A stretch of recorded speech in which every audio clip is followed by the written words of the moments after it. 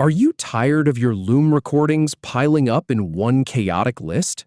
Learn how to create a dedicated workspace to keep everything organized in under 2 minutes.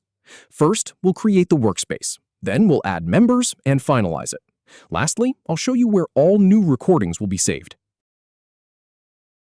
Click on Create a Space from the left sidebar to start setting up your new workspace. Type in the workspace name, something clear so you'll recognize it later.